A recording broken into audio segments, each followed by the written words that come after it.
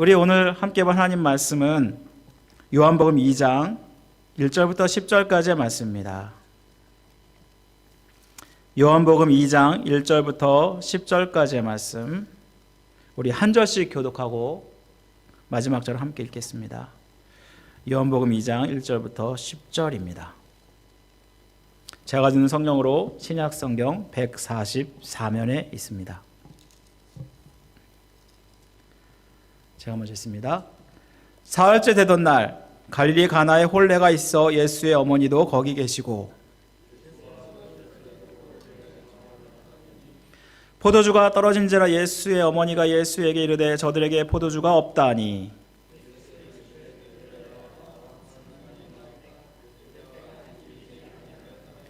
그의 어머니가 하인들에게 이르되 너에게 무슨 말씀을 하시든지 그대로 하라 하니라.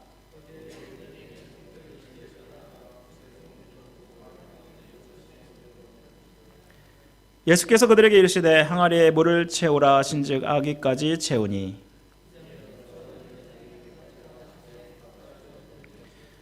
연회장은 물로 된 포도주를 맛보고도 어디서 났는지 알지 못하되 물 떠온 하인들은 알더라. 연회장이 신랑을 불러 먼저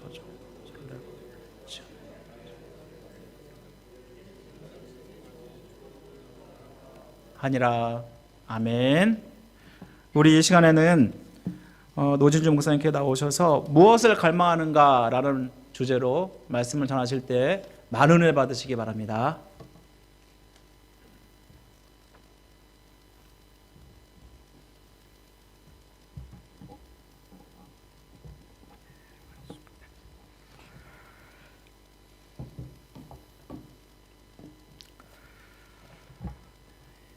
일부 예배 때 뵀던 분들을 이후에 또 여러분들을 뵈니까 좀 새롭기도 하고 설교가 아주 달랐어야 되는데 혹시 좀 비슷한 내용들이 있지 않을까 싶은 생각이 들어서 조금 걱정도 되네요.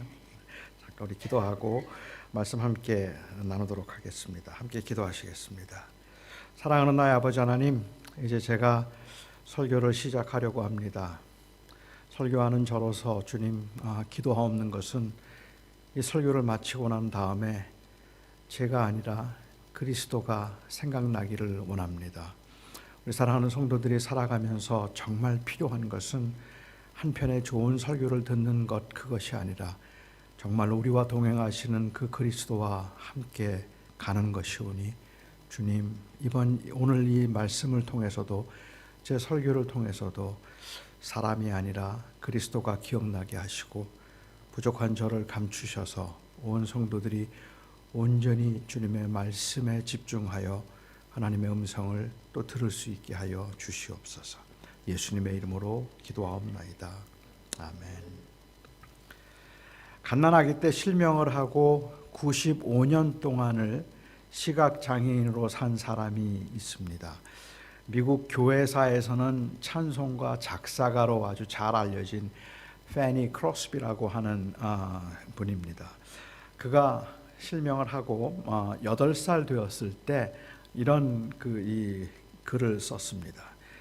내가 비록 볼 수 없기는 하지만 얼마나 행복한 아이인지 모릅니다. 저는 많은 복을 받았기 때문에 비록 앞을 보지 못하지만 이 세상에 사는 동안 만족하며 감사하며 살기로 마음을 정했습니다. 나는 내가 시각장애인이기 때문에 울거나 한숨을 쉬는 일을 할 수도 없거니와 하지도 않을 겁니다. 8살 된 나이에 성령이 충만해서 이런 말을 할 수 있었을까요? 아니면 8살이면 나이가 너무 어려서 이렇게 낙관적인 것이었을까요? 항상 만족하며 감사하며 살기에는 세상의 풍파가 얼마나 많은지 몰라서 앞으로 그가 장애인으로 사는 동안에 흘려야 할 눈물과 슬픔이 기쁨보다는 훨씬 더 많을 텐데 인생을 너무 쉽게 보아서 이런 고백을 한 걸까요? 그가 53살이 되었을 때 이런 찬송시를 썼습니다. 저희들이 가지고 있는 찬송가 288장입니다.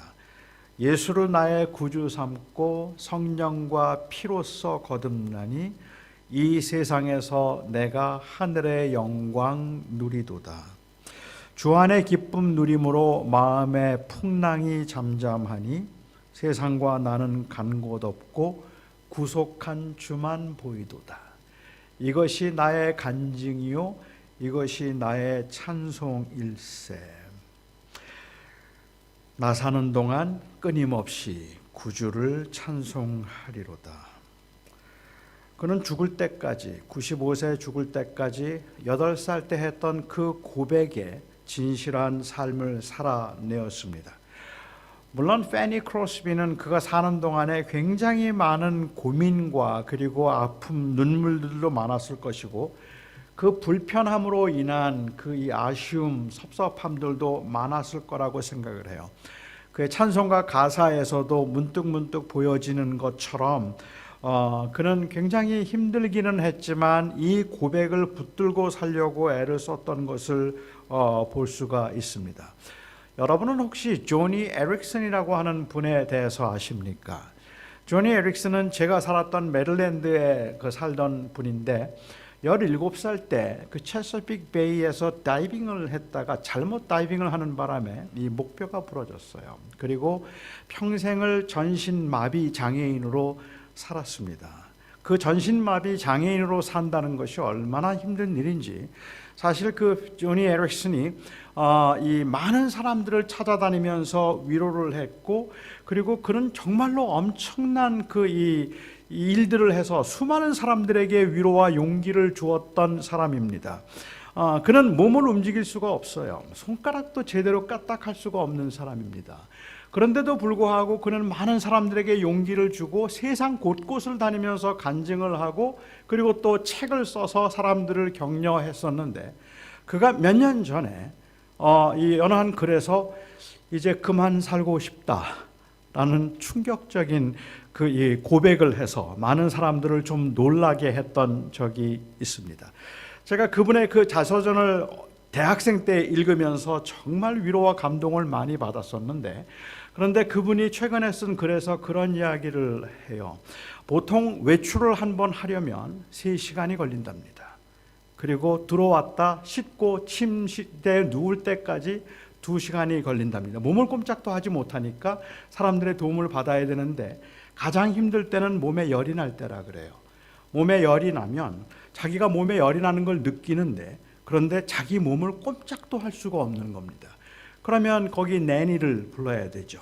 그러면 사람을 부르면 거기서 같이 일하는 분이 와서 몸을 완전히 다 벗기고 그리고 물로 그를 씻어서 다시 체온을 올리는데 그런데 그때 느끼는 그 수치감 그리고 그때 그 느끼는 그 무력감 이런 것들이 너무 싫어서 꽤 많은 사람들에게 다니면서 우리가 힘들지만 믿음으로 살자, 우리가 어렵지만 믿음으로 살아낼 수 있다고 격려하기도 하고 그리고 용기를 가지라고 그렇게 위로했던 그가 그렇게 사실은 하루에 3시간씩 몸을 씻기도 씻어야 되고 침실에 누워야 되고 다른 사람의 도움이 없이는 몸 하나 까딱할 수가 없어서 열에 체온이 오르면은 그냥 옷을 다 벗겨서 누군가 그를 덮어주어서 몸을 다시 체온을 올려주어야 되면 이런 상황이 너무 수치스럽기도 하고 힘들어서 이제 그만하고 싶습니다.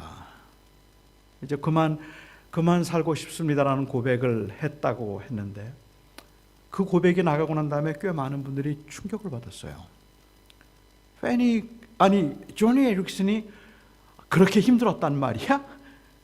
그런 간증을 왜 했지라는 생각을 하는 것 같아요.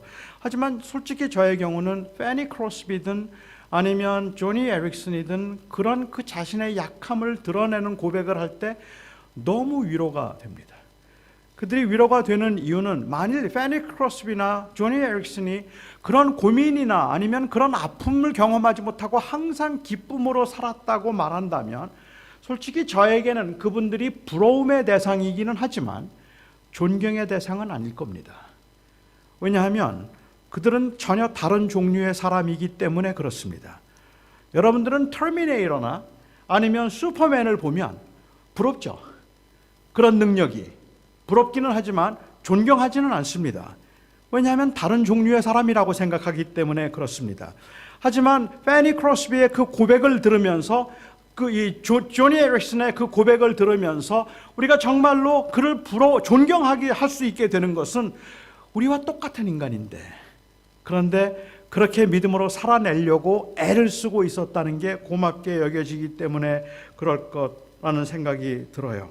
수많은 곳에 다니면서 복음을 강조했던 조니 에릭슨이 그렇게 버거워 이제는 그만 살고 싶다고 고백했을 때 많은 사람들은 사실 충격을 받았지만, 그의 그 고백은 무기력함에 대한 토로가 아니라 그를 흔들게 만드는 그 고난의 현실에 대한 고백이었기 때문에 오히려 그 흔들림에 저희는 더 위로를 받을 수도 있습니다.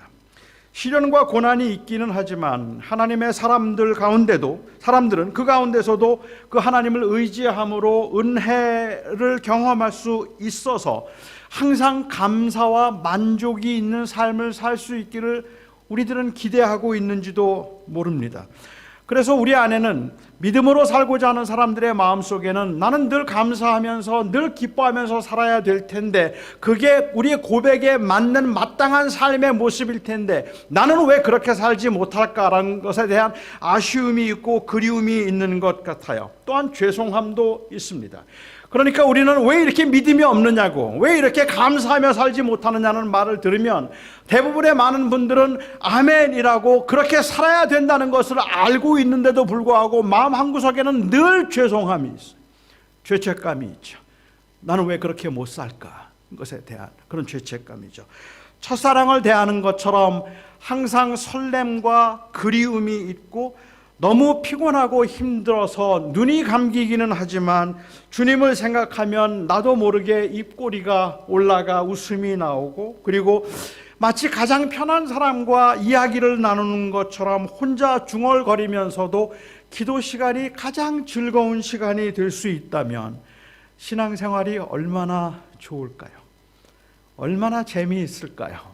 말씀을 읽을 때마다 감동이 있어서 다윗이 고백했던 것처럼 여호와의 말씀은 꿀송이보다 달다. 그래서 성경을 읽는 것이 너무 재미있어서 성경 읽기를 절제하지 않으면 밤새도록 읽게 되었던 경험 여러분 있으십니까? 송이꿀보다 말씀이 너무 달다는 걸 경험은 거의 한 적이 없고, 그냥 성경 읽을 때 오는 잠이 꿀송이보다 달더라, 뭐 그런 경험은 있지만 성경이 그렇게 재미있다고 여겨진 적 별로 없죠. 기도를 한 20분만 아니 10분만 하자고 해도 왜 그렇게 10분이 길고 지루한지, 우리가 기도를 하면서 마치 그냥 친한 사람하고 2시간 3시간 시간 가는 줄 모르고 수다를 떠는 것처럼 그렇게 주님 앞에서 마음대로 이야기할 수 있는 그러한 설렘과 즐거움이 있으면 신앙생활이 재미있을 텐데, 기도하는 게 여전히 무겁고 버겁고 그리고 힘들게만 여겨지는 저희들에게 기도하라는 말에 항상 기도해야 되겠다는 마음은 같지만, 기도는 역시 무거운 짐이 되기도 하고, 그리고 우리에게는 그 기도를 제대로 하지 못하다는 사실로 인한 항상 죄책감에 눌리게 되기도 합니다. 그게 어쩌면 우리들의 현재의 모습일 수도 있겠어요. 우리도 뭐 어쩌면 여러분들 중에 전에는 그랬던 분도 계실지 모르겠어요. 우리도 처음에는 눈만 감으면 그냥 감사의 눈물이 나오고 몇 시간씩 찬송을 불러도 좋았던 때가 있었습니다. 저는 처음에 미국에 와서 고등학교 3학년 때 미국에 왔는데요. 처음에 미국 와서 이 지하실에, 아주 허름한 아파트 지하실에 기도방을 하나 만들어 놓고 기도를 하는데 매일 울었어요. 그 회개 그리고 그 감사의 눈물로 아마 일주일 동안을 정말 그냥 매일 엉엉 소리를 내어서 울었던 때가 있었던 것 같아요. 저는 대학생 때 수양회를 정말 사모했습니다. 한 번도 저는 수양회에 가고 싶지 않다는 생각을 해본 적이 없습니다.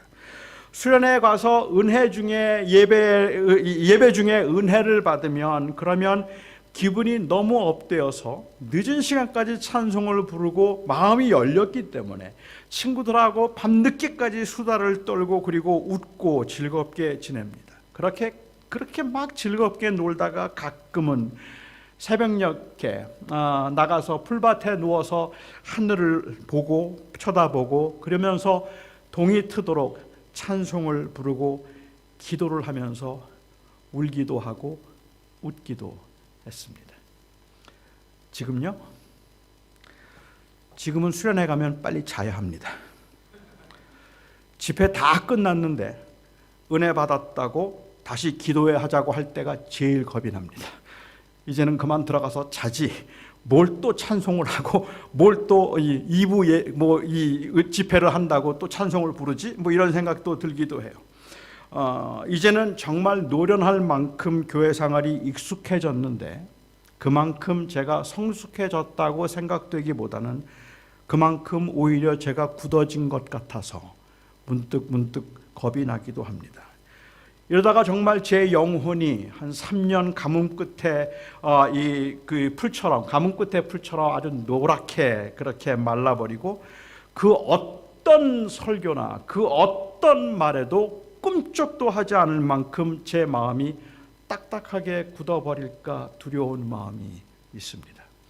이만큼 목회를 했으면, 그리고 이만큼 믿음 생활을 했으면 마음이 훨씬 더 부드러워져서 기도를 해도 전보다 더 오래 해야 할 것 같고, 은혜를 사모하는 마음도 전보다 더 커졌어야 할 것 같고, 찬송을 부르면서 느끼는 그 감격도, 그리고 또한 그 은혜에 대한 사모하는 마음도 더 깊어져야 할 것 같은데, 시간이 지나면 지날수록 오히려 그런 일들에 대해서 점점 냉정해지는 것 같은 제 모습을 볼 때마다 내가 첫사랑을 잃어버렸나 하는 생각이 들 때가 있더라는 말입니다.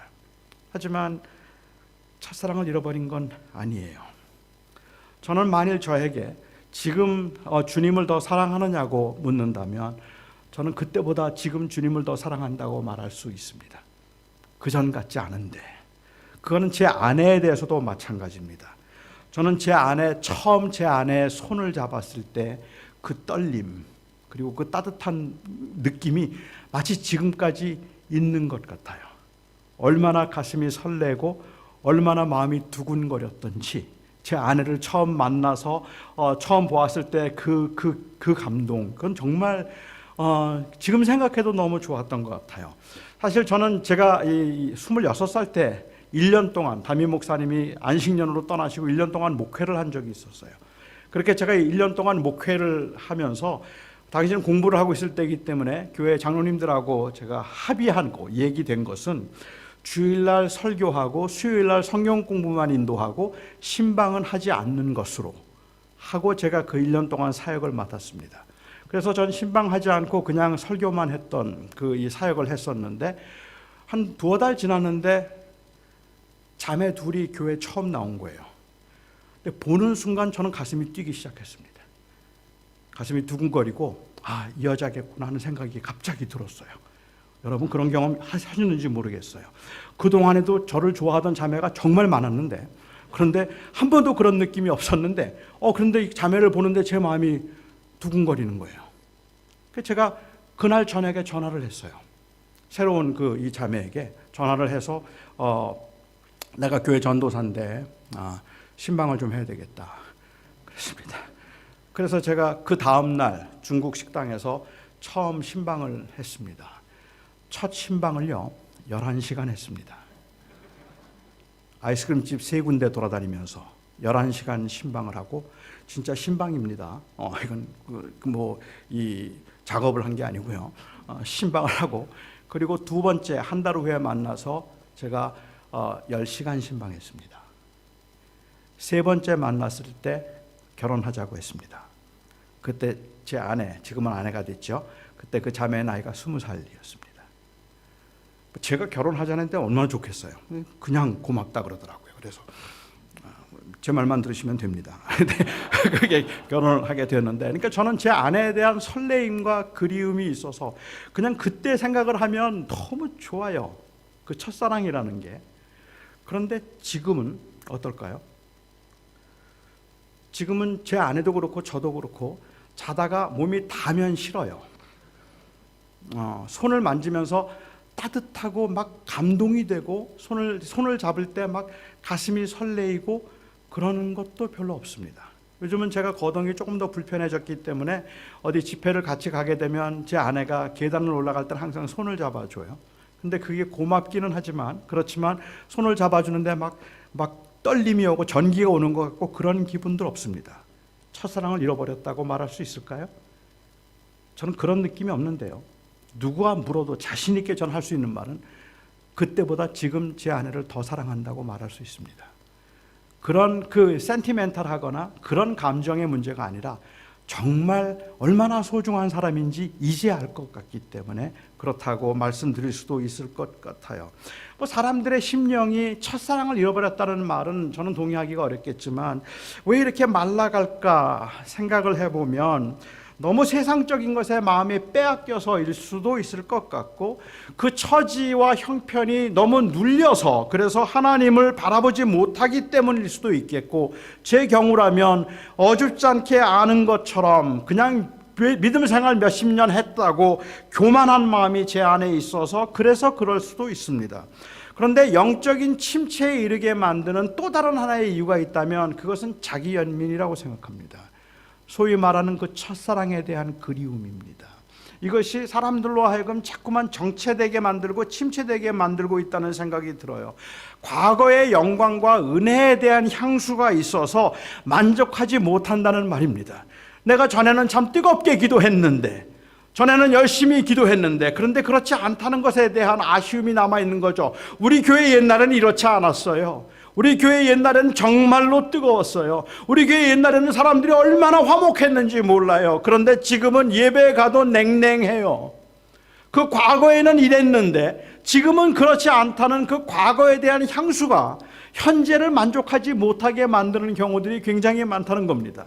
제가 만나는 그 교회, 제가 요즘에 방문하는 교회들을 보면 조금 고령화되다 보니까 연령층이 높은 분들이 많이 계세요. 그렇게 연령층이 높은 이 분들이 많이 계시는 교회를 찾아가서 같이 얘기를 하다 보면 거의 많은 권사님, 장로님들이 그러세요. 목사님, 우리 교회 옛날에 안 그랬어요. 그래요.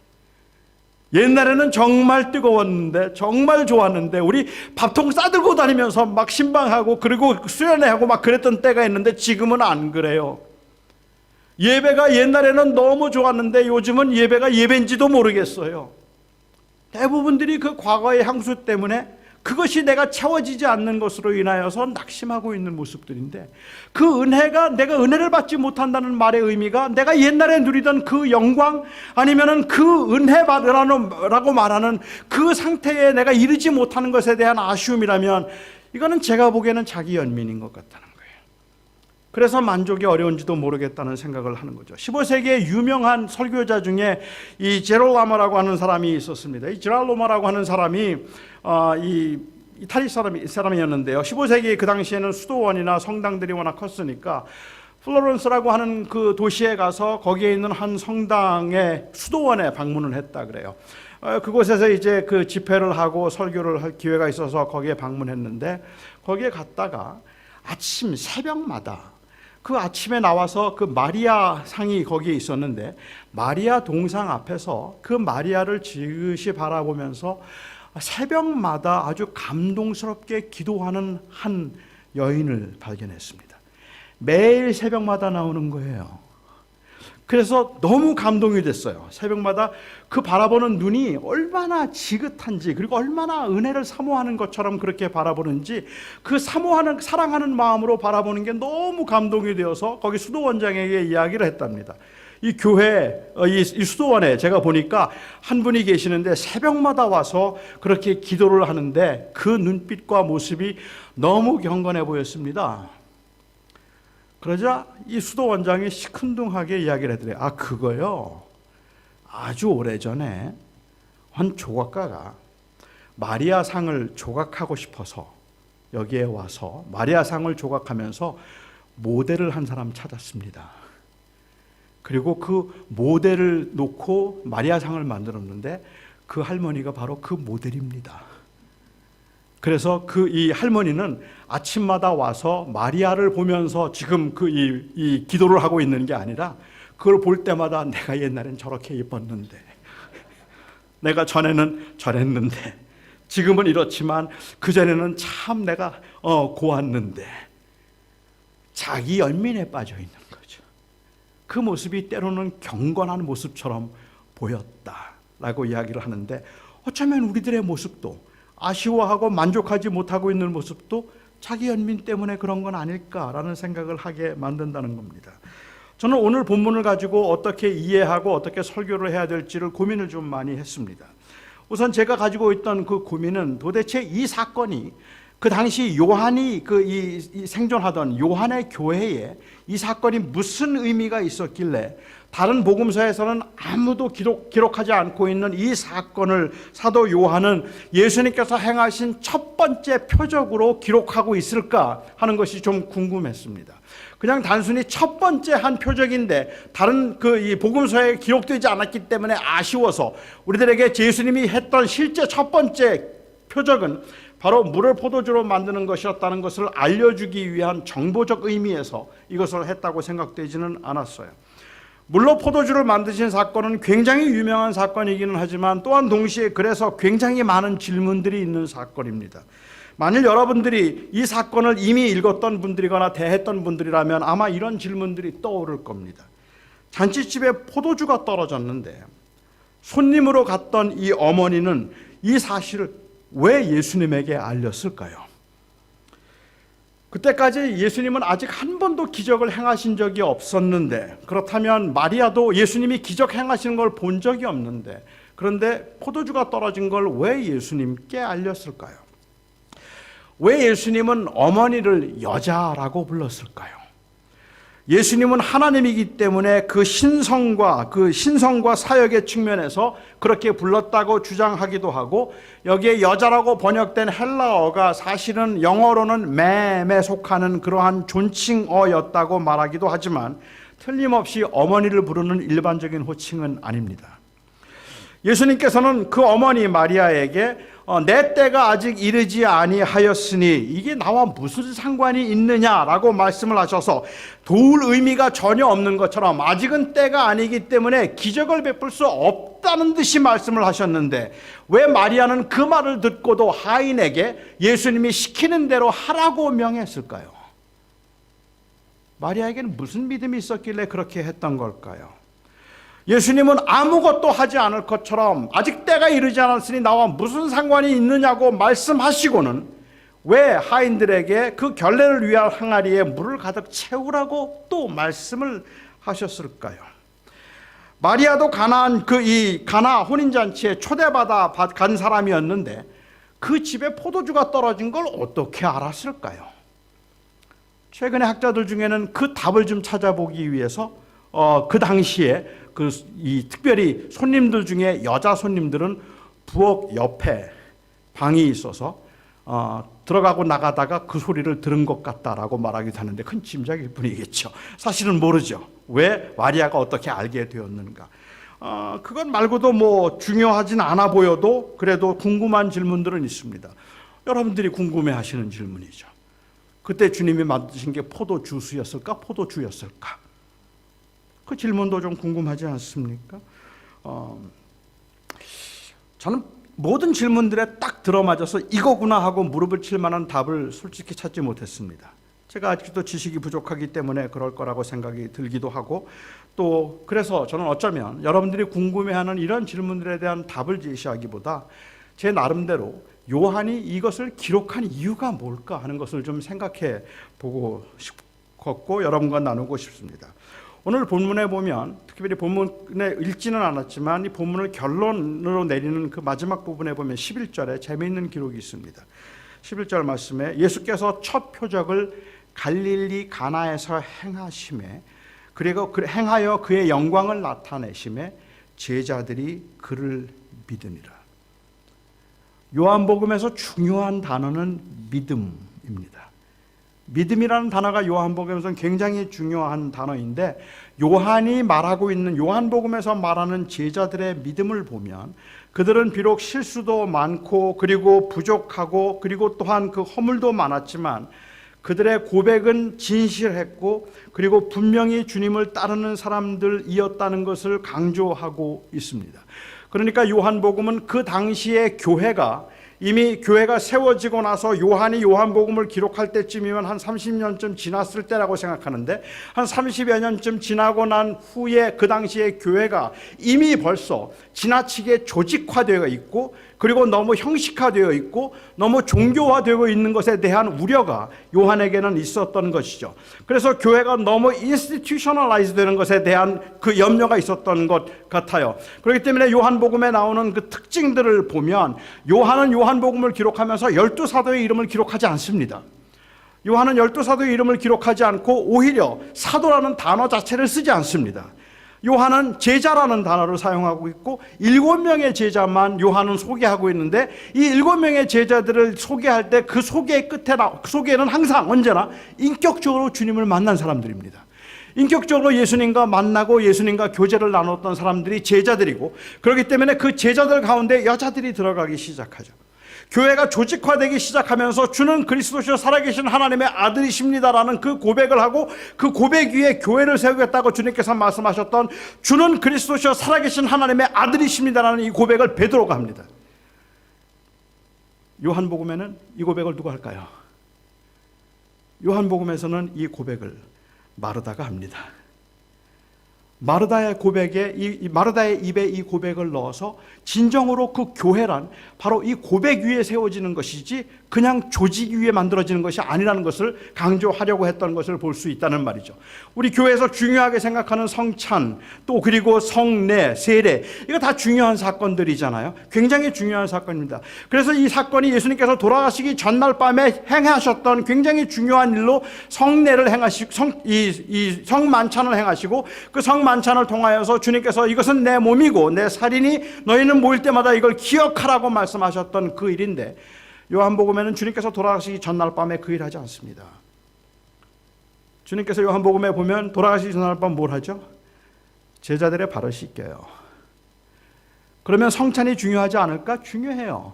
그런데 요한은 성찬을 어디에서 기록하고 있을까요? 요한이 성찬에 관해서 강조하고 있는 이 말은 예수님께서 생명의 떡으로 오병이어의 기적을 베푸신 이후에 예수님이 생명의 떡이라고 말씀하시면서 성찬의 의미를 소개하고 있습니다.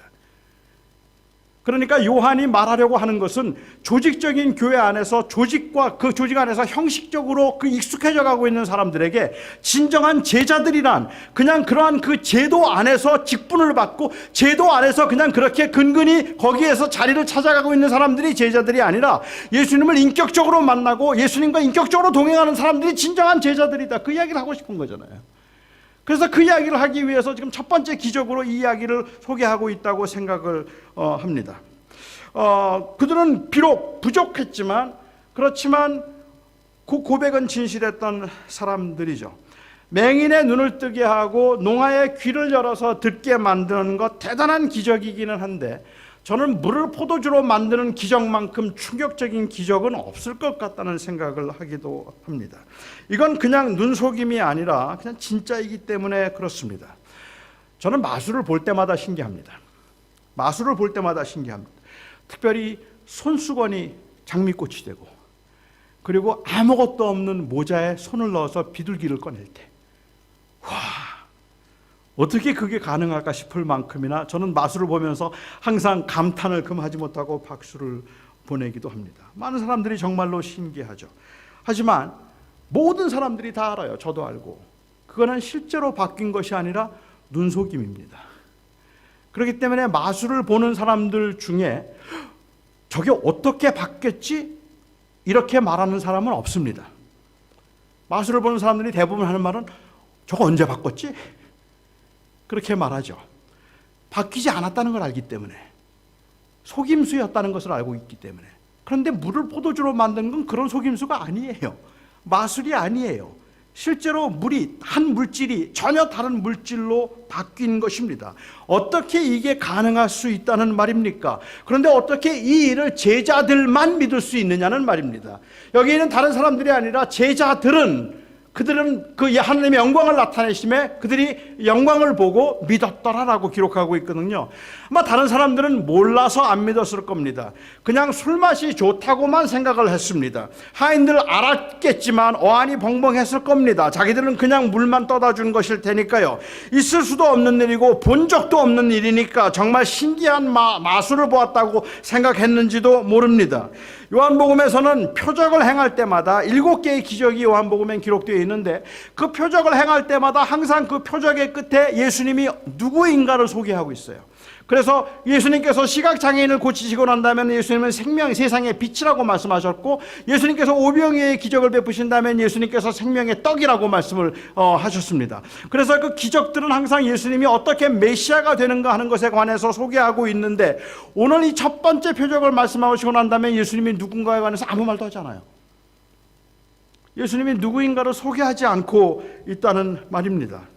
하지만 사실 어쩌면 그래서 이 사건은 모든 사람들에게 예수님이 누군가를 보여주신 사건은 아니었던 것 같아요.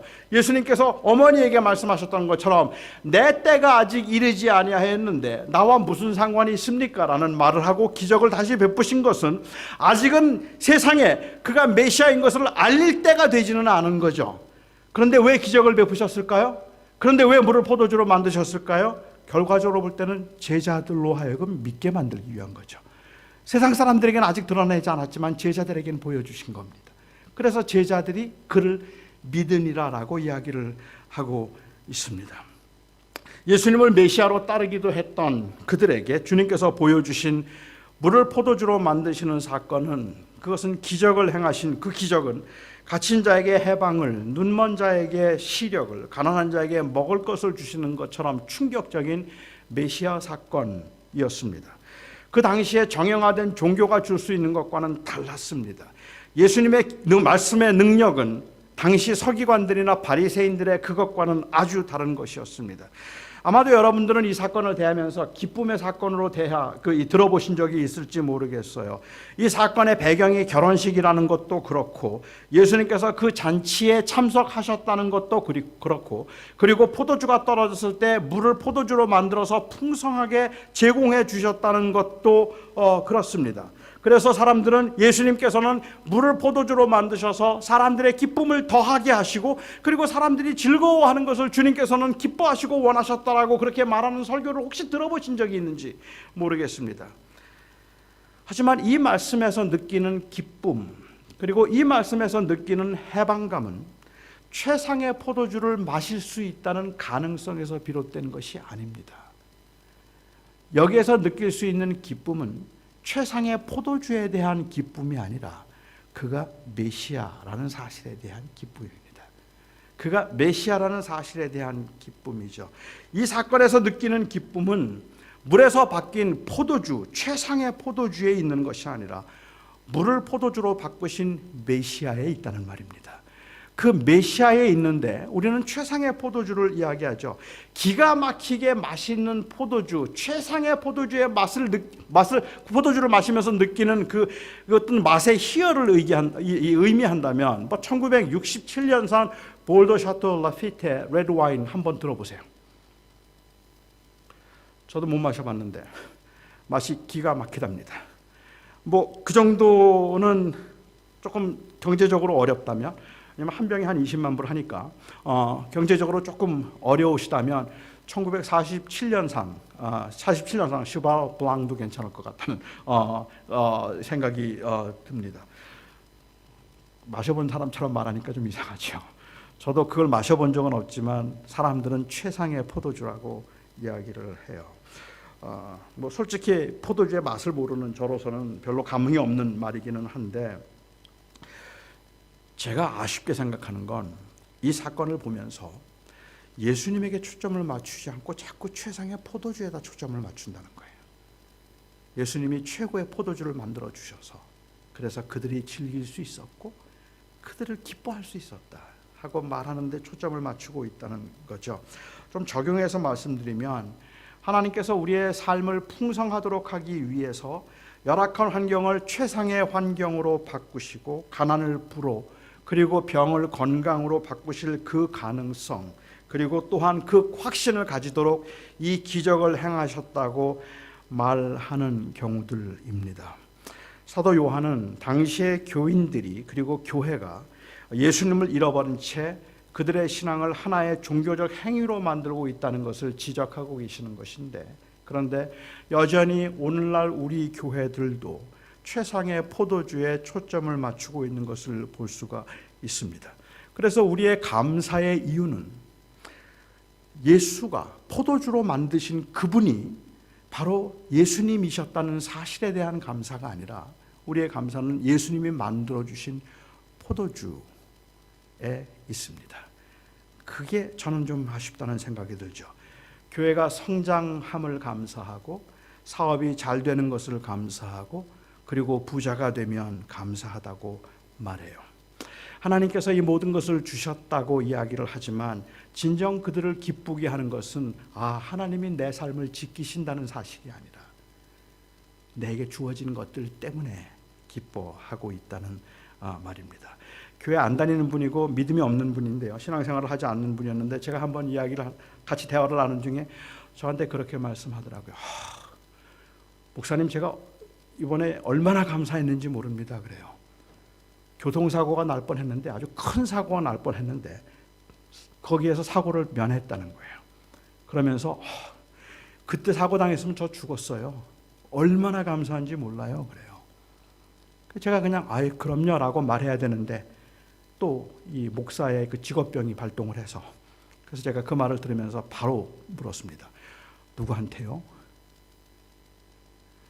대상이 없더라고요. 아니, 그냥 나는 누가 아니라 그냥 감사하더라고요. 다시 말하면 상태에 대한 만족을 이야기하는 겁니다. 하나님이라는 말을 기독교인들은 사용하고 있지만 실제로 하나님을 생각하는 것이 아니라 돈을 생각해요. 실제로 하나님을 생각하는 것이 아니라 건강과 성공을 생각해요. 하나님께서 우리 교회를 이렇게 부흥시켜 주셔서 너무너무 감사합니다. 흥분하고 엑사이트해서 하나님께서 하신 일이라고 다 주님이 하셨습니다라고 표어까지 만들어 붙이는데 정작 기뻐하고 좋아하는 궁극적인 이유는 교회 부흥이었지 그 부흥을 가능케 하셨던 하나님이 아니었습니다. 그렇기 때문에 교회가 부흥하지 않을 때 바로 원망과 그리고 불평으로 바뀌더라고요. 어떻게 그럴 수 있느냐고 금방 바뀌더라는 말입니다. 제가 이렇게 생각하는 데는 두 가지 이유가 있습니다. 하나는 예수님이 결례를 위한 물을 포도주로 만드셨다는 겁니다. 예수님께서 왜 하필이면 결례를 위해서 준비된 그 물 항아리, 돌 항아리에 있는 물을 포도주로 바꾸셨을까요? 당시에 결례를 위한 그 돌 항아리가 하나에 한 20갤런에서 30갤런 정도 들어간다고 했으니까 6개의 이 돌 항아리를 가득 채웠다면 많게는 한 180갤런 정도의 최상의 포도주를 얻은 겁니다. 주인에게는 횡재입니다. 최상의 포도주를 180갤런을 공짜로 얻은 셈이 되니까 굉장한 것이겠죠. 주님께서는 그냥 돌 항아리가 제일 큰 것이었고 그 돌 항아리에 있는 물을 가득 채워주면 제일 많은 포도주를 제공할 수 있기 때문에 그랬다라고 말할 수는 없을 것 같아요. 저는 요한이 단순히 포도주를 만드신 것, 포도주를 많이 담을 수 있는 그릇이라는 의미라기보다 결례를 위한 그 돌 항아리에 두었던 물인데 여기에 결례를 위한 것은 마시기 위한 물이 아닙니다. 그 물은 발을 씻기 위한 물입니다. 제가 생각할 때는 그 느낌은 용도상 똑같은 물이라고 하더라도 용도에 따라서 기분은 좀 달라질 것 같다는 생각이 들어요. 똑같은 수돗물에서 받았는데 세수대야에다가 이 담겨 있는 발을 씻기 위해서 준비된 물을 퍼서 여러분에게 마시라고 드리면 여러분 안 마실지도 몰라요. 그죠? 이거 발 씻을 물이잖아요. 물은 똑같은 물이라고 할지라도 이미 벌써 대야에 담겼다는 것 때문에 이건 발 씻을 물인데 라고 생각을 할 수도 있을 것 같아요. 여기에 결례를 위해서라는 말은 외부 밖에 나갔다 들어오는 사람들이 깨끗하게 정결하게 하도록 하기 위해서 씻는다는 의미, 그 부정한 것들로부터 그를 깨끗하게 한다는 의미에서 했던 일종의 예식입니다. 그런데 발을 씻는 예식인데 그 발 씻는 물을 주님께서 지금 포도주로 만들어 주고 계시는 겁니다. 메시아로 오신 주님은 이 잔치에서 바로 메시아적 신랑으로서 그 잔치에 참석한 사람들에게 최고의 포도주를 주고 계시는 거죠.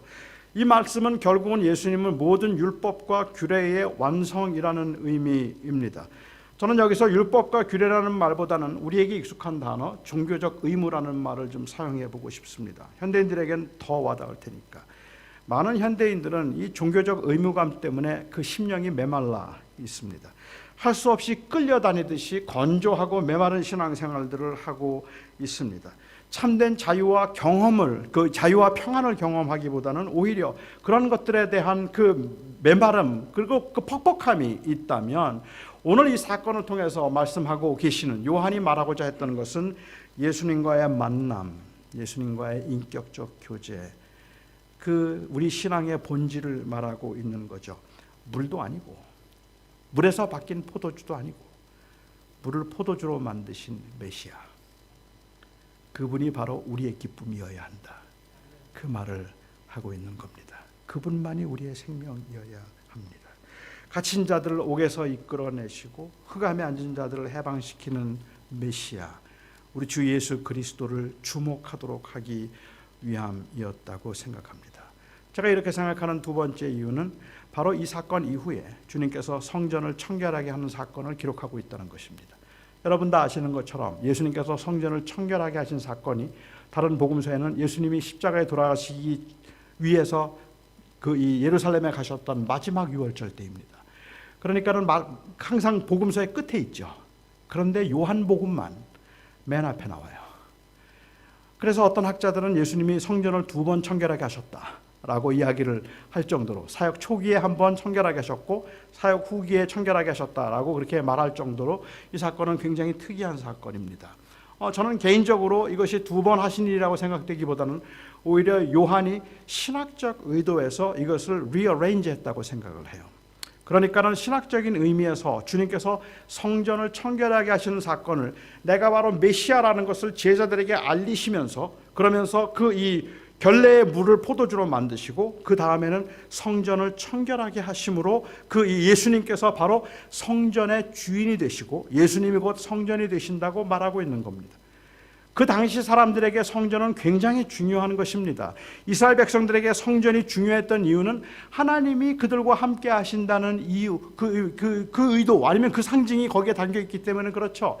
이스라엘 백성들이 애굽에서 나오고 광야 생활을 할 때 하나님이 그들의 하나님이 되고 그들은 하나님의 백성이 될 것이라는 것을 보여주시고 하나님이 그들과 끝까지 함께 하실 것이라는 것을 보여주는 상징적인 표적으로 주님께서 보여주신 것이 만나와 메추라기였고 불기둥과 구름기둥이었고, 그리고 세 번째로 중요한 것이 바로 성전이었습니다. 성막을 짓도록 하신 거죠. 그 성막을 그들 진 가운데 중앙에 두셔서 모든 사람들로 하여금 하나님이 그들 가운데 있는 것을 알게 하시는 하나님의 임재를 상징하는 것, God with us, 하나님이 우리와 함께 하심을 보도록 하기 위한 것이 바로 성전이었단 말입니다. 그래서 이스라엘 백성들이 가나안에 정착하자마자 제일 먼저 끊어진 것이 불기둥과 구름기둥이 사라졌고, 그 다음에 두 번째로 끊어졌던 것이 만나와 메추라기가 가나안에 정착하면서 바로 멈췄습니다. 그리고 끝까지 남아있던 것은 성막이 성전이 되어서 남은 겁니다. 그러니까 이 성전은 굉장히 중요해요. 왜? 성전은 하나님의 임재니까. 성전은 하나님이 함께 하신다는 뜻이니까. 이스라엘 백성들은 바벨론의 포로로 잡혀갔다가 돌아와도 제일 먼저 했던 일은 바로 성전을 다시 증축하는 일입니다. 이 성전을 증축하는 것이 굉장히 중요했던 이유는 바로 이 성전은 하나님의 임재를 의미하는 것이고, 증축한다는 말은 우리가 다시 하나님께로 돌아간다는 의미이고, 그리고 하나님께서 우리 가운데 다시 오셨다는 의미이기 때문에 성전 증축은 굉장히 중요했습니다. 그래서 성전을 중요하게 생각하고 있는데 예수님께서 말씀하시는 겁니다. 저 성전 헐어라. 내가 사흘 동안에 다시 일으키겠다. 주님께서 성전을 청결하게 하신 후에 하신 말씀이죠. 그리고 요한은 여기에 카멘터리를 달아서 말하기를, 이는 예수께서 이 자신의 육체를 가리켜 말씀하시미로라. 결국은 성전은 뭡니까? 그 성전이 성전이 아니라 예수님이 성전을 완성하신 겁니다.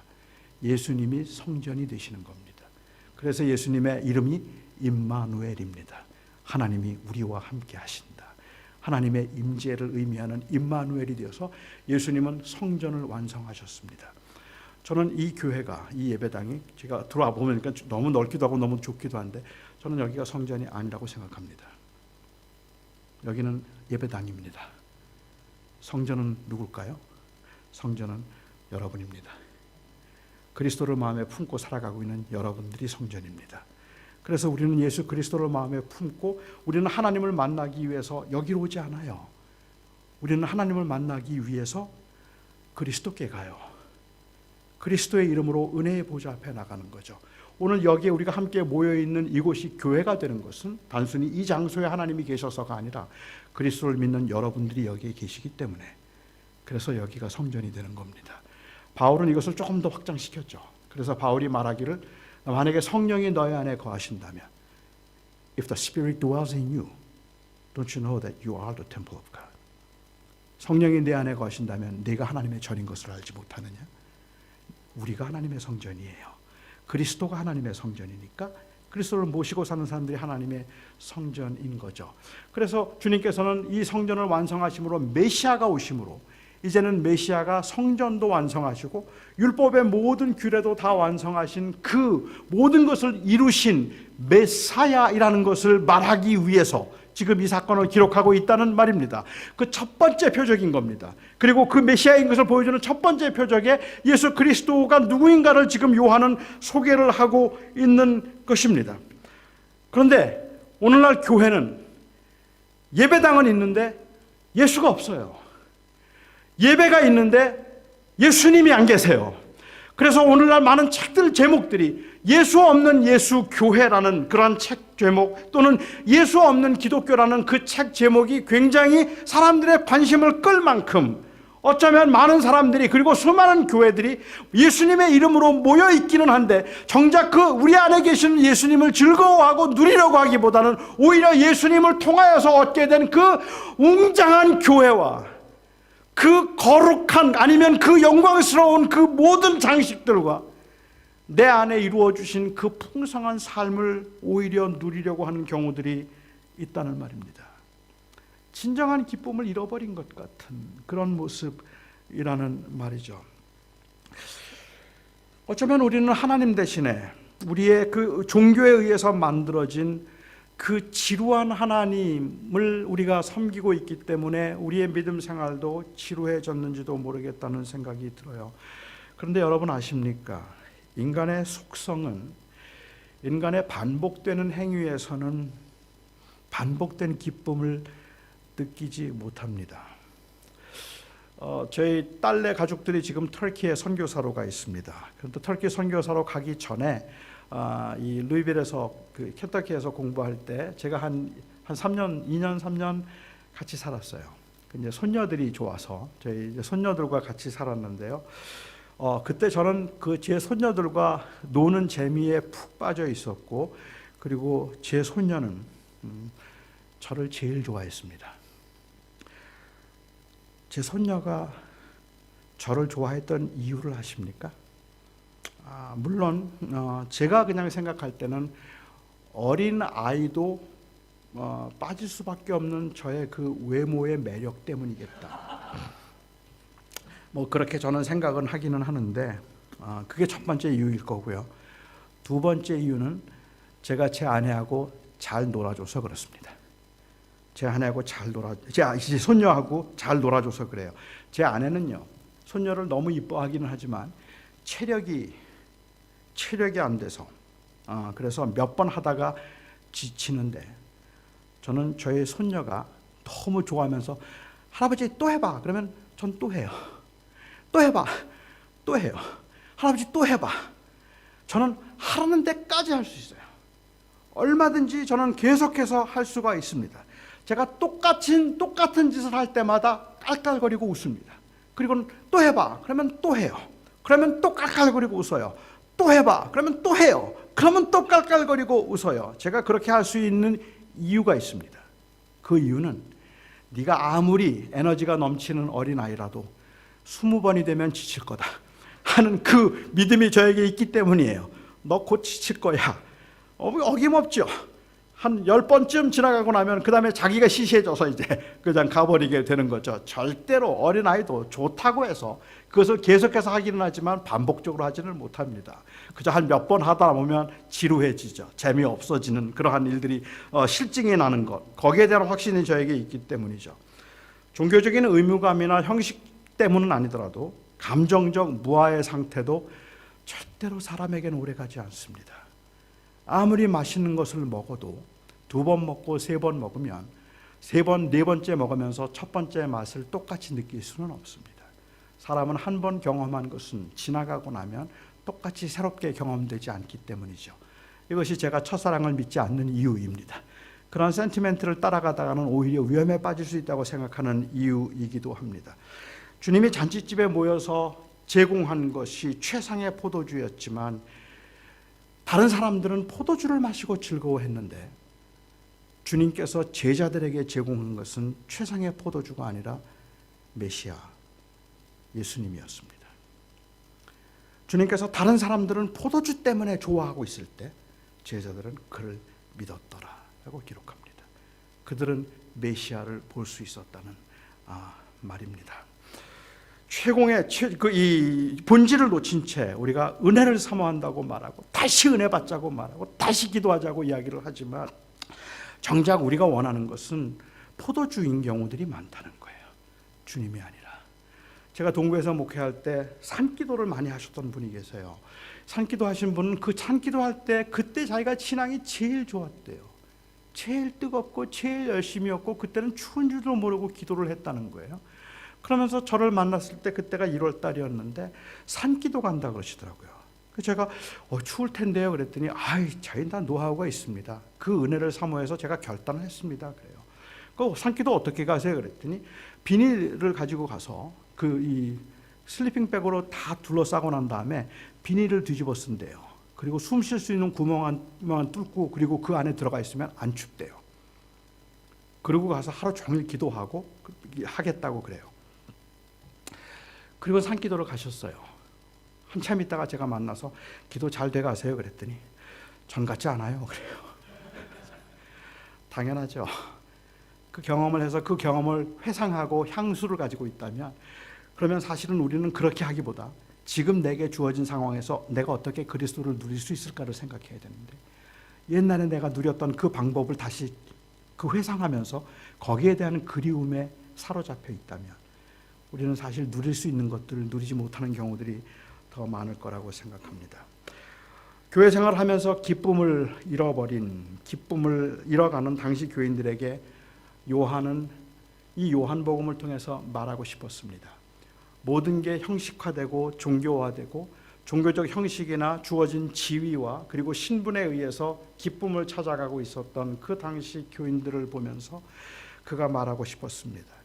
우리가 믿는 예수님이 어떤 분인지 여러분 아십니까? 우리가 믿는 예수님이 누구인지 아십니까? 그는 생명의 떡이요 세상의 빛이요 그는 선한 목자요 양의 문이며 그는 부활이고 그는 생명이고 그는 길이요 진리요 그는 생명이 되십니다.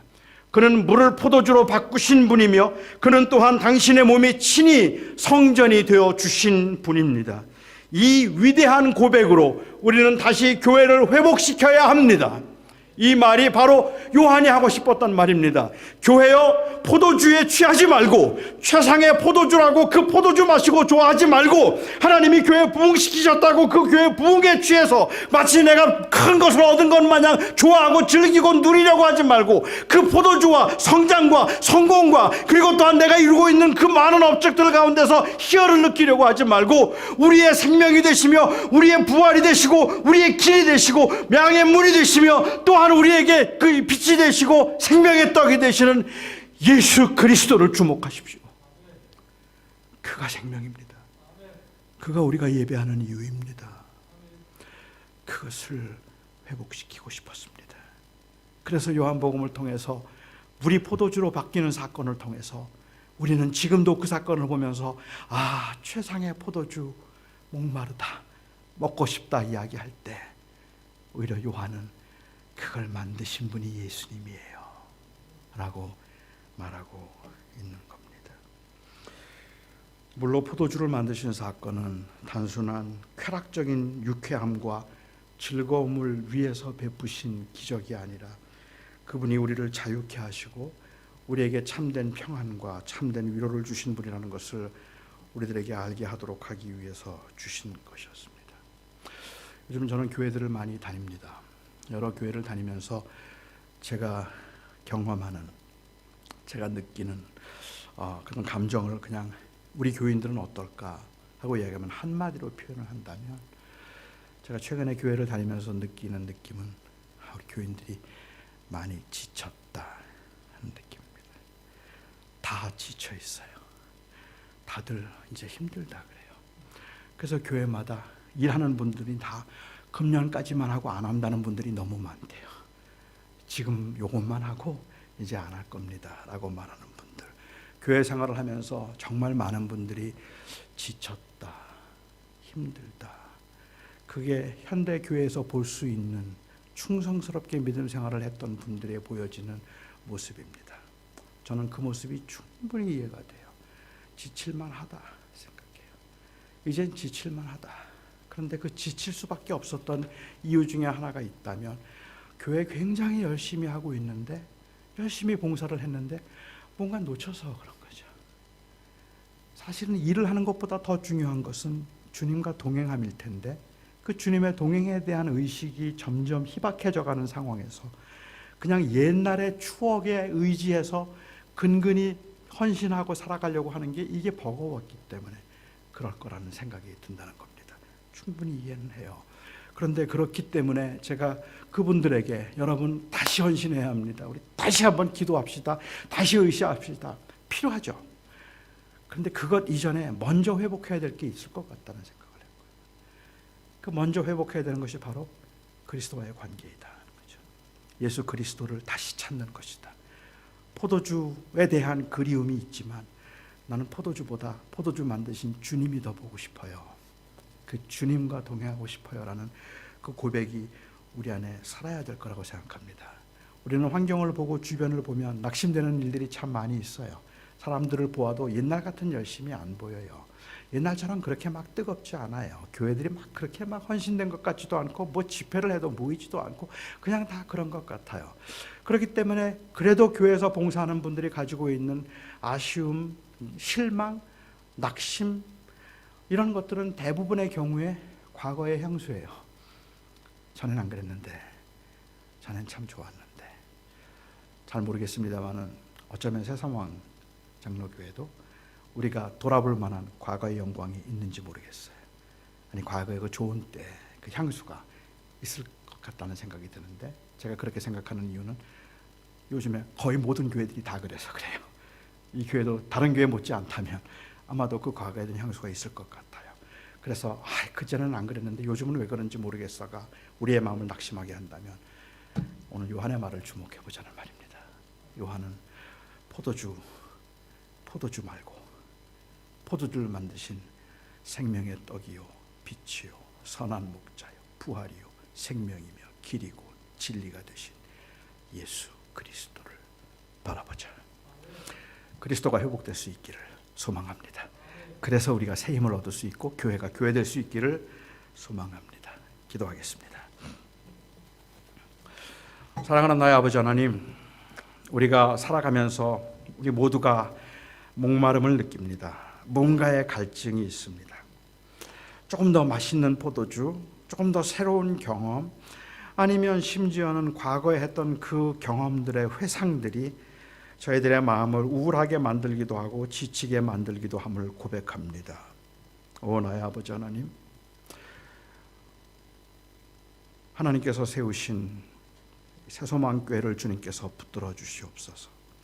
그래서 이 교회가 회복해야 되는 것은 과거의 그 숫자가 아니라 그 이전에 먼저 회복해야 되는 것이 바로 생명의 주 예수 그리스도, 그 예수 그리스도를 그 메시아로 믿고 의지하는 그 믿음의 고백 공동체인 것을 놓치지 않게 하여 주시옵소서.